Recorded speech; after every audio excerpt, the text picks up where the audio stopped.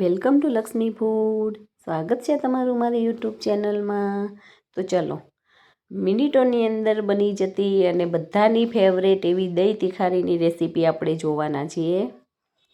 રોટલા સાથે, ભાખરી સાથે, રોટલી સાથે, બધાની સાથે ખાવાની મજા પડી જાય અને ઇન્સ્ટન્ટ બની જાય એવી દહીં તિખારી આપણે આજે બનાવવાના છીએ. તો એના માટે મેં 1 વાટકી દહીં લીધેલું છે. લસણ લઉં છું, ડુંગળી ઝીણી ઝીણી કાપીને લીધેલી છે, મીઠા લીમડાના પાંદડા અને કોથમીર લીધેલી છે. હવે ખાયણીની અંદર આપણે પહેલાં દહીં તિખારી બનાવવા માટે એની ચટણી બનાવી લેવાની છે. તો હું એની અંદર લસણ નાખું છું.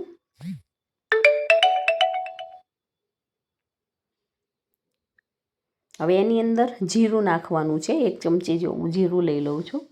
મસાલી એની અંદર જે ચમચી આવે એ ચમચીનું માપ હું અહીંયા બતાવું છું. અને ચપટી મીઠું નાખી દેવાનું છે અને આને બરાબર સરસ ખાંડી લેવાનું છે. અંદર મીઠું નાખી એટલે આપણી ચટણી બહુ જ સરસ ખંડાઈ જાય છે. આવી રીતે એકદમ નાનો સરસ પેસ્ટ થઈ જાય પછી એની અંદર આપણે સૂકું મરચું એડ કરવાનું છે.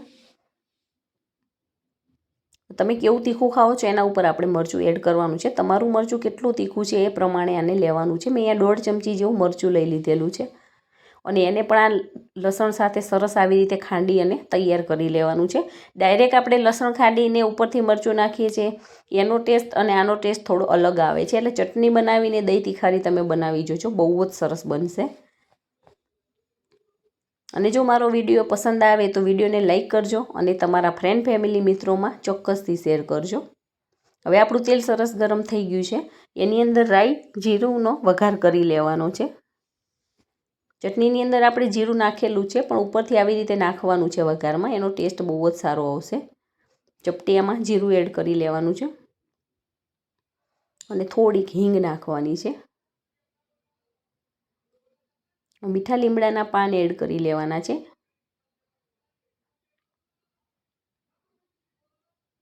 અને કાપેલી ડુંગળી એડ કરવાની છે અને મીડિયમ ગેસની ફ્લેમ ઉપર ડુંગળીને અધકચડી એવી પકાવી લેવાની છે. ડુંગળી પાકે ત્યાં સુધી જો તમે હજી સુધી મારો વિડીયો સબસ્ક્રાઈબ નથી કર્યો તો ફટાફટ સબસ્ક્રાઈબ કરી દેજો અને બેલ આઇકોન દબાવવાનું ના ભૂલતા, જેથી કરીને આવનાર તમામ નવી રેસીપીના વિડીયો ફટાફટ તમારી સુધી પહોંચી જાય. અને હવે જે આપણે ચટણી બનાવીને લીધી હતી લસણની એ આની અંદર એડ કરી લેવાની છે. તેલની અંદર આવી રીતે સરસ એડ કરી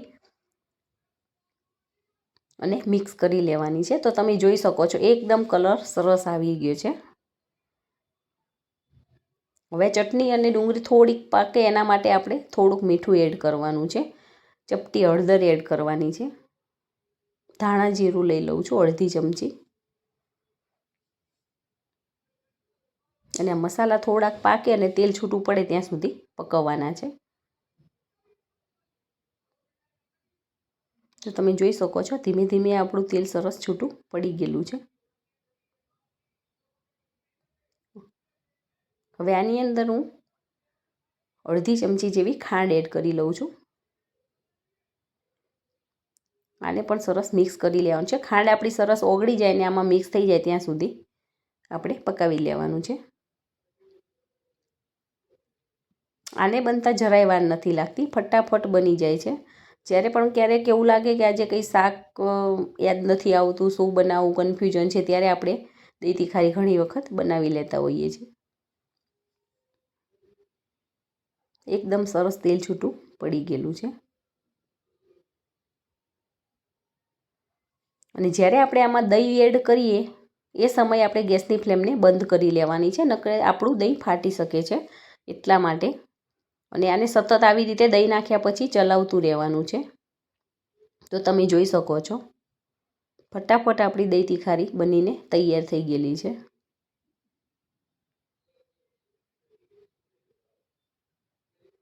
જોતાં જ ખાવાનું મન થઈ જાય એવી દહીં તિખારી આપણી બનીને તૈયાર થઈ ગઈ છે.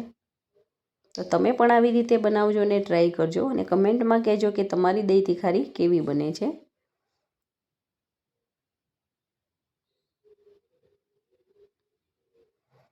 અને લાસ્ટમાં આપણે લીલા ધાણા નાખી અને આવી રીતે મિક્સ કરી લેવાના છે.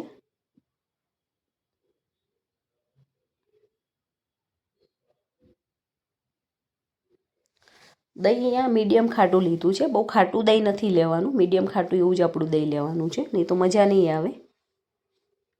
તો બનીને તૈયાર છે આપણી દહીં તીખારી. એક સર્વિંગ બાઉલની અંદર લઈને આપણે આને સર્વ કરી લેવાની છે. તો છે ને એકદમ સરસ. હજી આનો કલર વધારે સારો આવે એના માટે તમારે કાશ્મીરી જે લાલ મરચું આવે છે એ એડ કરવું હોય તો પણ કરી શકો છો, પણ હું આની અંદર એ મરચું એડ નથી કરતી. તો છે ને એકદમ સરસ. તો તમે પણ બનાવો ને એન્જોય કરો. Thank you.